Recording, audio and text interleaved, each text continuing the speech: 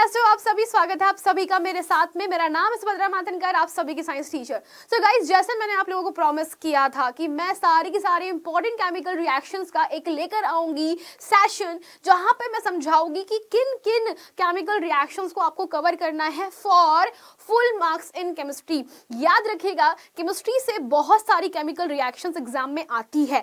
कई बार होता है कि कुछ केमिकल रिएक्शंस जो है बहुविकल्पीय प्रश्नों में पूछी जाती है, कई बार 2 नंबर वाले प्रश्नों में, और समटाइम्स यह दीर्घोत्तरीय प्रश्नों में भी आ जाती है। तो हमें करना क्या है, हमें ध्यान रखना है कि कोई कोई कोना जो है वो छूटना नहीं चाहिए। किताब के हर एक पन्ने पर लिखी गई जो इक्वेशंस है, समीकरण है, वो काफी ज्यादा महत्वपूर्ण होती है। देखिए, मैं आप लोगों को जो मोटी मोटी समीकरण है, जो मोटे मोटे रासायनिक अभिक्रियाएं हैं, उनके बारे में एक्सप्लेनेशन तो दे सकती हूँ, परंतु आपको क्या करना है कि जो मैं यहाँ पर आज के सेशन में बताऊंगी उनको फॉलो करना है एज इट इज, ताकि केमिस्ट्री में कोई भी केमिकल रिएक्शन छूट ना पाए और सारी की सारी आप कवर अप कर लीजिए एग्जाम के पहले, ठीक है। और केमिकल रिएक्शंस के लिए सबसे महत्वपूर्ण होते हैं रासायनिक सूत्रों को याद करना, जो कि मुझे पता है बहुत सारे बच्चे अच्छे से नहीं कर पाते हैं, जिसके कारण उनकी बहुत बार केमिकल रिएक्शन जो है वो गड़बड़ हो जाती है और वो गलत कर आते हैं। तो चलिए स्टार्ट करते हैं चैप्टर वाइज। अध्याय के हिसाब से मैं आपको बताऊंगी किन किन केमिकल रिएक्शन और उनके एग्जाम्पल्स को बहुत अच्छे से आपको नोट करना है एक कॉपी में। अभी भी एग्जाम के लिए कुछ समय बचा हुआ है और उस समय को अच्छे से यूटिलाइज करने के लिए आप लोग क्या कर सकते हो, जो भी इंपॉर्टेंट टॉपिक है उसको एज ए नोट्स में कवर कर सकते हो। याद रखिएगा, आपकी किताब बहुत ज्यादा जरूरी है। जब भी आप पढ़ाई करते हो अपने साथ में लेकर के जरूर बैठा कीजिएगा। तो शुरुआत करते हैं चैप्टर नंबर 1 से। तो चैप्टर नंबर 1 में बहुत सारी केमिकल रिएक्शंस होती है, तो हमें किन किन केमिकल रिएक्शंस के ऊपर फोकस करना, चलिए जान लेते हैं। सबसे पहले हम लोग जानते हैं संयोजन अभिक्रिया के बारे में। संयोजन अभिक्रिया यार हम लोग पढ़े तो बहुत बार है, लेकिन हमें इसमें क्या ध्यान रखना है, इसमें हर छोटी से छोटी रिएक्शंस के बारे में हमें पता होना चाहिए। हमको इसकी ट्रिक पता है। ट्रिक तो हम सभी बच्चे लोग जानते हैं। ट्रिक क्या होती है इसकी कि A+B नाम के कोई केमिकल है, मिलकर के AB नाम का यौगिक बनाते हैं, तो जहां पर एकल उत्पाद बनता है वो संयोजन अभिक्रिया है। परंतु हमें पहचान करना आना चाहिए। अगर आप लोग पहचान नहीं कर पाए तो किसी काम की नहीं है ये अभिक्रिया। दूसरी बात करते हैं वियोजन। अब वियोजन में 3 प्रकार की रिएक्शंस होती है जो आपको पता होना चाहिए। पहला होता है ऊष्मीय वियोजन। आपकी बुक में ऊष्मीय वियोजन के 4 से 5 एग्जाम्पल है। ऊष्मीय वियोजन के 4 से 5 एग्जाम्पल है बच्चा, वो आपको अच्छे से करना है। पहला है आपके पास में सोडियम हाइड्रोजन कार्बोनेट का वियोजन, फिर आपके पास में है बच्चा लेड नाइट्रेट PbNO3 का होल 2 का वियोजन, फिर आपके पास में है FeSO4 का वियोजन, एंड बच्चा लास्ट में है कैल्शियम कार्बोनेट का वियोजन। ये सभी वियोजन कहलाते हैं आपके ऊष्मीय वियोजन, जो आपको बहुत अच्छे से आने चाहिए एग्जाम में। बेटा यहीं से अभिक्रिया आएगी। फिर बात करते हैं आपके पास में जो नेक्स्ट इंपॉर्टेंट वियोजन है, वो है बेटा प्रकाशीय वियोजन। प्रकाशीय वियोजन एग्जाम के अंदर जनरली देखिए बहुत सिंपल सा लॉजिक है। प्रकाशीय वियोजन में सिर्फ 2 ही एग्जाम्पल है। एक है आपके पास में AgCl, दूसरा एग्जाम्पल है AgBr का। तो वो सभी एग्जाम्पल आपको करने हैं, किसके, AgCl और AgBr का वियोजन। तो आपको ये वाले वियोजन वहां पे करने पड़ेंगे। देन हम लोग बात करते हैं द लास्ट वन, जो कि है आपका विद्युत अपघटनी वियोजन। मैं थोड़ा सा इसको सरका के लिखती हूँ ताकि हम लोग और भी यहाँ पर कवर अप कर पाए पॉइंट्स को। तो यहां पर क्या करना है आप लोगों को, विद्युत अपघटनी वियोजन, ठीक है, या विद्युत वियोजन के नाम से भी जानते हैं। इसमें आपके पास में जल का विद्युत वियोजन दर्शाया गया है, यानी H2O किस रेशो में टूटता है, इसका सिर्फ आपके पास MCQ बनता है। मैक्स टू मैक्स आपसे बोलेंगे चित्र बना के सॉल्यूशन दीजिए। फिर बात करते हैं विस्थापन अभिक्रिया। विस्थापन अभिक्रिया आपके पास में अलग अलग प्रकार से देगी। चैप्टर नंबर 1 में है, चैप्टर नंबर 3 में भी विस्थापन अभिक्रिया आपको दिखेगी। जहां जहां पर विस्थापन होता है, बस आपको एक चीज याद रखना है, और वो है बेटा क्रियाशीलता श्रेणी। आपको पता है जो क्रियाशीलता श्रेणी में सबसे अधिक कैसे होते हैं, क्रियाशील पदार्थ होते हैं, वही विस्थापन कर पाएंगे किसी अनादर लवण का। तो ये चीज आपको ध्यान रखनी है। क्रियाशीलता श्रेणी याद रहेगी तो विस्थापन आप लोग कर पाओगे, अदरवाइज ये क्वेश्चन भी गलत कराओगे। फॉर एग्जाम्पल, जैसे AgNO3 में कॉपर का वियोजन, या फिर हम लोग बोल सकते हैं कि कॉपर के नाइट्रेट से, अगर कॉपर नाइट्रेट में मैंने सिल्वर धातु डाली तो वियोजन कौन सा होगा, तो यहां पर वियोजन की अभिक्रिया नहीं होगी, क्योंकि कॉपर ज्यादा अभिक्रियाशील है सिल्वर धातु से, यानी कि चांदी से। तो चांदी कॉपर को विस्थापित नहीं कर सकता। ये लॉजिक कब पता रहेगा, जब आपको क्रियाशीलता श्रेणी याद रहेगी। तो आपको पहले ये करना है, फिर आप लोग ये करोगे। फिर बात करते हैं द्विविस्थापन। द्विविस्थापन अभिक्रिया की अगर मैं बात करती हूँ तो यार ये वाली जो विस्थापन अभिक्रिया होती है इसमें सिर्फ आपको 2 से 3 चीजें ध्यान रखनी होती है। पहली चीज कि यहाँ पर क्या हो रहा है बेटा, आयन अदला बदली होते हैं। क्या बदलते हैं? आयन एक्सचेंज होते हैं, और इसी पर पूरी की पूरी क्या है आपकी केमिकल रिएक्शन बेस्ड होती है। और यहाँ पर साथ में आपको एक और अभिक्रिया देखने के लिए मिलती है, वो है अवक्षेपण अभिक्रिया। तो याद रखिए दोनों अभिक्रियाएं एक नहीं है, दोनों ही अभिक्रिया अलग होती है, पर याद रखिए अवक्षेपण अभिक्रिया का फंडा एक ही होता है कि जहां जहां पर हमें कोई सॉलिड, कोई ठोस पदार्थ मिलता है वो अवक्षेपण अभिक्रिया होती है। आपको कुछ एग्जाम्पल्स याद रखने हैं इसके, जैसे कि BaSO4 प्लस NaCl वाला रिएक्शन, ठीक है, या आप लोग बोल सकते हो BaCl2 प्लस Na2SO4 का रिएक्शन, ठीक है, BaCl2 प्लस Na2SO4 का reaction, potassium iodide and lead nitrate का रिएक्शन, है ना। तो ये दोनों काफी बार एग्जाम में पूछा जाता है, तो आपको ये आना चाहिए। अब बात करते हैं रेडॉक्स रिएक्शन। रेडॉक्स रिएक्शन में 2 इंपॉर्टेंट रिएक्शन आप लोगों के पास में बताई गई है। जो पहली है बच्चा, जैसे कि जिंक ऑक्साइड का कार्बन के साथ में अपचयन, एंड जो अनदर है वो है बेटा कॉपर का ऑक्सीजन के साथ में रिएक्शन। ये बहुत रिएक्शन आपकी रेडॉक्स रिएक्शन के एग्जाम्पल्स है जो एग्जाम में आता है।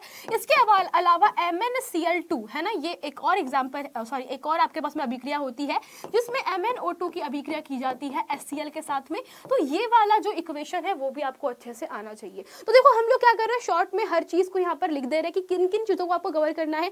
फिर बात करते हैं उष्माक्षेपी उष्माशोषी अभिक्रिया। अगर आपको उसकी टर्म पता है कि उष्मा उत्सर्जित होती है, उष्मा ग्रहण होती है, तो आपके ये वाले कॉन्सेप्ट क्लियर है। फिर बात करते हैं अवक्षेपण। मैं बात कर चुकी हूँ अवक्षेपण अभिक्रिया के अंदर क्या होता है कि हमें कोई सॉलिड यानी कि कोई ठोस पदार्थ मिलता है। तो ये थे अध्याय 1 की सारी इंपॉर्टेंट रिएक्शन इन 1। देखो आप लोग देखो कि ऐसे शॉर्ट नोट्स प्रिपेयर किए जाते हैं, आपको पता होना चाहिए कि NaSCO3 का कैसे वियोजन होता है, लेड नाइट्रेट का वियोजन करेंगे तो क्या होगा, ये आपके जबान पे होना चाहिए, आप लोगों का प्रिपरेशन तगड़ा होना चाहिए। फिर बात करते हैं अगला। तो अगला जो चैप्टर है दैट इज अम्ल क्षार लवण।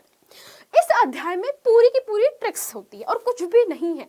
इस अध्याय को अगर आप लोग ध्यान से देखो बेटा, फिर से समझाने की कोशिश करती हूँ।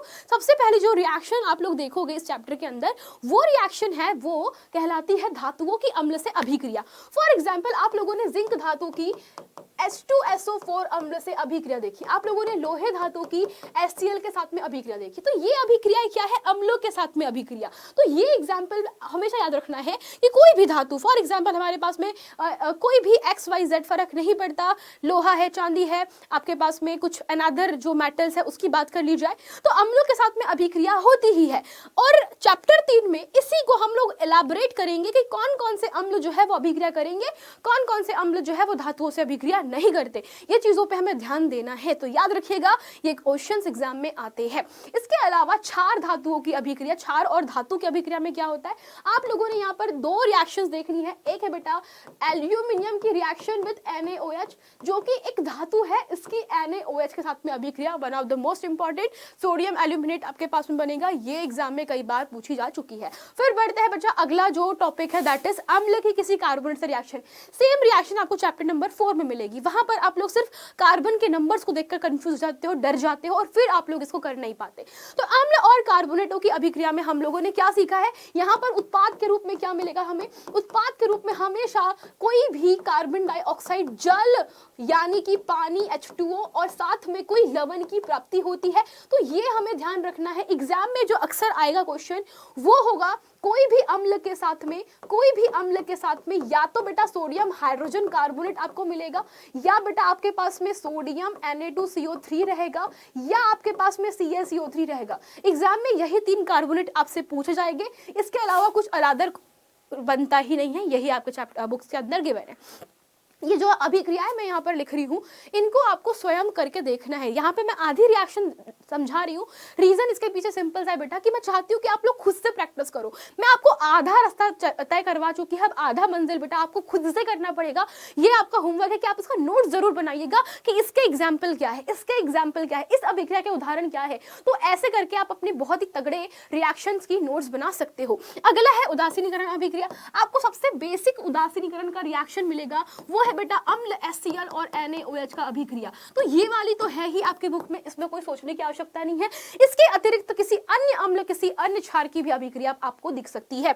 उदासीनीकरण अभिक्रिया को ही अम्ल और क्षार की अभिक्रिया कहते हैं। इसे द्विविस्थापन अभिक्रिया और ऊष्माक्षेपी अभिक्रिया के नाम से भी जानते हैं। तो आपको पता होना चाहिए कि एक अभिक्रिया के 10 नाम हो सकते हैं, हमें घबराना नहीं है, हमें यह नहीं सोचना है कि विस्थापन है या कौन सी अभिक्रिया है कि कौन सी अभिक्रिया है। मैंने क्या बोला, एक अभिक्रिया के 10 नाम पॉसिबल है। अगला है अम्लों के साथ धातु ऑक्साइडों की अभिक्रिया। भाई जब मैं बात कर रही हूँ धात्विक ऑक्साइडों की अभिक्रिया, तो इसमें बहुत ही लॉजिक क्लियर होता है बच्चा कि हम लोगों ने क्या समझा है कि जो धात्विक ऑक्साइड होते हैं क्षारीय प्रकृति के होते हैं। ये कैसे होते हैं, क्षारीय प्रकृति के होते हैं। तो ये क्षारीय प्रकृति वाले जब अम्ल से अभिक्रिया करेंगे तो ऑलवेज कोई लवण और जल का निर्माण करते हैं। तो ये आपको ध्यान रखना है, ये वाला टॉपिक जो है इंपॉर्टेंट है, इसकी भी आपको समीकरण बुक से लिखनी पड़ेगी। फिर हम आगे बढ़ते हैं, अगला दैट इज अम्ल और क्षार में समानताएं। बेसिकली ये है आपके पास में समानताएं, तो आप इसको कट करके लिख सकते हो समानताएं, तथा यहां लिखोगे उनके तनुकरण। यस, अम्ल और क्षार का तनुकरण one of the most important reaction है जो कि एग्जाम में आती है। यहीं पर बच्चा आपके पास में डिस्कशन किया जाता है हाइड्रोनियम आयन के बारे में। अगर आप सभी बच्चे लोग यहाँ पर नहीं जानते हाइड्रोनियम आयन क्या होते हैं, तो बच्चा वापस से मेरा लेक्चर जरूर देखिएगा। Hydronium ion is the important topic. फिर हम लोग आगे बढ़ते हैं क्लोर क्षार अभिक्रिया। क्लोर क्षार अभिक्रिया के बारे में अगर मैं आपको डिस्क्लोज करूं बच्चा, तो यहाँ पर नमक के ब्राइन मतलब यानी नमक के विलयन यानी कि ब्राइन से यानी कि NaCl एक्वियस सॉल्यूशन से हम लोग क्या करते हैं, एक्वियस सॉल्यूशन से यानी जलीय विलयन से हम लोग सोडियम हाइड्रोक्साइड, क्लोरीन गैस और हाइड्रोजन गैस की प्राप्ति करते हैं। ये वाली जो इक्वेशन है one of the most reaction important reaction होती है। फिर हमें जाननी है द लास्ट वन इज लवणों के निर्माण की प्रोसेस। अब बात करते हैं लवणों के निर्माण। तो लवण कौन कौन से हमारे पास में बुक के अंदर, लवण हमारे पास में है प्लास्टर ऑफ पेरिस, विरंजक चूर्ण। इसके अलावा हमारे पास में जो अगला लवण है वो है सोडियम हाइड्रोजन कार्बोनेट, ठीक है, Na2CO3, साथ में CuSO4.5H2O। इसके अलावा आपके पास में आपको मिलेगा जिप्सम CaSO4.2H2O, ठीक है। तो ये आपके पास में है जिप्सम। तो जिप्सम से लेकर के आपको ये सभी को कैसे बनाया जाता है, इनके निर्माण की विधि के समीकरण अच्छे से कर लीजिएगा। इनके निर्माण के समीकरण आपको आने ही चाहिए, अदरवाइज आप कर नहीं पाओगे। फिर बढ़ते हैं आपके अगले चैप्टर पे। अगला चैप्टर तो बहुत ही सोफिस्टिकेटेड है, इसमें थ्योरी ज्यादा है, आपको पढ़ना पड़ेगा। पर जो इसमें क्वेश्चंस होते हैं वो होते जनरली धातुओं की और अधातुओं के रासायनिक गुण। यहाँ पर याद रखिएगा ये कहलाते हैं इनके रासायनिक गुण। तो रासायनिक गुणों पर आधारित तो जो प्रश्न होते हैं वो कई बार पूछे जाते हैं। तो रासायनिक गुण में सबसे पहला गुण होता है जल के साथ अभिक्रिया और दूसरा होता है वायु से अभिक्रिया। वायु मतलब कि ऑक्सीजन से साथ में अभिक्रिया। यहाँ पर आपको बुक में अलग अलग धातुओं के साथ में अभिक्रिया दर्शाई गई है। जैसे for example sodium, potassium, magnesium and calcium जो है वो बहुत तेजी से रिएक्शन करती है, बट वहीं पर एल्यूमिनियम, जिंक हो गया, लोहा हो गया, लेड हो गया, वो बहुत स्लो रिएक्शन करती है। एंड फॉर आपका सोना, चांदी, कॉपर, मरकरी, ये बहुत स्लो रिएक्शन करती है या रिएक्शन ही नहीं करती है। तो आपको अलग अलग कैटेगरी में बांटना है एंड फिर उनकी रिएक्शंस को ध्यान से देखनी है। याद रखिएगा हर कोई की रिएक्शन इंपॉर्टेंट होती है, इक्वली इंपॉर्टेंट है। फिर आपके पास में है धातुओं की अम्लों के साथ अभिक्रिया। अगेन सेम चीज, धातुओं के अम्लों के साथ में अभिक्रिया, पर यहाँ पर याद रखिएगा हर कोई, यहाँ पर HNO3 जो है उसके साथ की अभिक्रिया, इसके जो ऑक्सीकरण का गुण होता है ना, इसका जो ऑक्सीकरण का गुण होता है बेटा आपके अम्ल के पास में, ये आपसे पूछ सकते हैं, तो आपको ये वाला आना चाहिए। फिर बात करते हैं अधातुओं की क्षारकों से अभिक्रिया। फॉर एग्जांपल आपने कैल्शियम के बहुत सारे वो पढ़े हुए हैं, तो कैल्शियम हाइड्रोक्साइड की जो बेटा कार्बन डाइऑक्साइड से अभिक्रिया है ये एग्जाम में आएगी ही आएगी। फिर बात करते हैं धातुओं की अन्य धातु लवणों से अभिक्रिया। फॉर एग्जाम्पल बच्चा अगर मैं आपको समझाऊं तो ये कुछ और नहीं, ये विस्थापन अभिक्रिया ही होती है, ठीक है, ये विस्थापन अभिक्रिया ही है। सारे एग्जाम्पल आप लोग करोगे। देन आपके पास में आती है थर्मल रिएक्शन, यह भी एक विस्थापन अभिक्रिया है, परंतु यहाँ पे क्वेश्चन आता है परिभाषा के रूप में आता है बेटा, परिभाषा और आपसे पूछा जाएगा समीकरण बताइए, तो ये एग्जाम में आपको देखने के लिए मिलेगा। फिर बात करते हैं भर्जन और निस्तापन। मैं आपको एक्सप्लेनेशन दे चुकी हूँ निस्तापन और भर्जन के बारे में। यहाँ पर क्या होता है, अयस्कों से हम क्या करते हैं, अयस्कों से हम धात्विक ऑक्साइड की प्राप्ति करते हैं, ठीक है। तो धात्विक ऑक्साइड की प्राप्ति करते हैं, तो ये वाले आपके पास में जो क्वेश्चंस है वो आपको अच्छे से कवर करना है। देन धातुओं का विद्युत अपघटनी परिष्करण में बच्चा बच्चा कॉपर धातु का जो विद्युत अपघटनीय परिष्करण है वो आपको एग्जाम में आएगा ही आएगा। आगे बढ़ते हैं चैप्टर नंबर 4 कार्बनिक यौगिकों के रासायनिक गुण। यहाँ से हम लोग स्टार्ट करते हैं। यहाँ पर बच्चों कुछ ज्यादा रिएक्शन नहीं होती है, आपको 4 मेन रिएक्शन पर ध्यान देना है। दहन अभिक्रिया, ऑक्सीकरण, संकलन और प्रतिस्थापन। ऑक्सीकरण में क्या होता है, असंतृप्त को चेंज करते हो आप लोग किसके अंदर, किसी भी उत्प्रेरक की उपस्थिति में, ठीक है, हाइड्रोजन गैस को फ्लो आउट करते हो और यहाँ पर वो संतृप्त में कन्वर्ट हो जाता है। और डिटेल में समझना है, लेक्चर आपके पास में। दहन में क्या होता है, O2 से अभिक्रिया होती है, आपको याद रखना पड़ेगा। O2 से अभिक्रिया में कार्बन डाइऑक्साइड और जल का निर्माण होता है। ऑक्सीकरण अभिक्रिया में क्या होता है, पोटेशियम परमैंगनेट क्षारीय या फिर हमारे पास में अम्लीय K2Cr2O7, तो KMnO4 की उपस्थिति में हम लोग क्या करते हैं बच्चा, एल्कोहल का रिएक्शन करवाते हैं। तो एल्कोहल का रिएक्शन करवाने पर हमें क्या मिलता है, एथेनॉइक अम्ल मिलता है। इंपॉर्टेंट रिएक्शन कई बार पूछी जा चुकी है। फिर आफ्टर दैट संकलन अभिक्रिया बता चुकी हूं मैं आप लोगों को, इसका योगात्मक और हाइड्रोजनीकरण ये भी नाम होता है। प्रतिस्थापन अभिक्रिया की अगर मैं बात करती हूँ, प्रतिस्थापन अभिक्रिया के अंदर बहुत ही इंपॉर्टेंट लॉजिक आपको यूज करना है और वो है बच्चा आपके पास में मीथेन की रिएक्शन विथ क्लोरीन। ये वाली अभिक्रिया बहुत जरूरी है, one of the most repeated and important question जो कि फिर से एग्जाम के अंदर आता है। फिर जो लास्ट टॉपिक आप लोग देख रहे हो, एथेनॉल और एथेनॉइक अम्ल की रासायनिक अभिक्रिया, जिसमें बच्चा आप लोग देख सकते हो कि C2H5OH की 3 अभिक्रिया विद सोडियम, ठीक है, पहला सोडियम के साथ में रिएक्शन होती है। C2H5OH की रिएक्शन होती है in the presence of concentrated H2SO4। आपको ये 2 रिएक्शन करनी है, ठीक है। इसके बाद में जो अगली अभिक्रिया होती है इसके अंदर वो ये है बच्चा C2H5OH की रिएक्शन विद CH3COOH, जो कि आनी चाहिए, ये इंपॉर्टेंट है, एस्टरीकरण अभिक्रिया। फिर आपके पास में वापस से बेटा CH जो आपका एस्टर होता है CH3COO C2H5, इसकी रिएक्शन विद NaOH आपको आनी चाहिए CH3COOH की रिएक्शन विथ NaOH, ठीक है, ये आपको आना चाहिए। आपको आना चाहिए CH3COOH की reaction with sodium hydrogen carbonate, also with sodium carbonate. तो बस आप लोग इतना कर लीजिए, आपके पास में बेटा सारी अभिक्रिया आप लोग कर लोगे, ये दो वो 3, तो ये रिएक्शंस एग्जाम में आती है। यहाँ पर आप लोग जानते हो इसे हम लोग साबुनीकरण अभिक्रिया बोलते हैं। आपके पास में एक अभिक्रिया होती है निर्जलीकरण, जो कि ये वाली अभिक्रिया है, एल्कोहल को हमें सांद्र H2SO4 की प्रेजेंस में गर्म करना पड़ता है। तो ये सारी रिएक्शन आप लोगों को करनी है, बस इतना कर लीजिए। आप लोगों की केमिस्ट्री के बेटा जो जितने हैं चैप्टर लेकर 1 से लेकर कर आपके पास में चैप्टर नंबर 4 तक पूरी की पूरी जो अभिक्रियाएं हैं वो कंप्लीट हो जाएगी। इन अभिक्रियाओं के बस आपको क्या करने हैं, समीकरण ढूंढने हैं एंड समीकरण को बच्चों आप लोगों को क्या करना है, प्रैक्टिस करना है। दैट्स इट, आपका पूरा का पूरा काम डन हो जाएगा। और थैंक यू सो मच, बस इतनी थी आपकी आज की कहानी। That's it for today, thank you so much.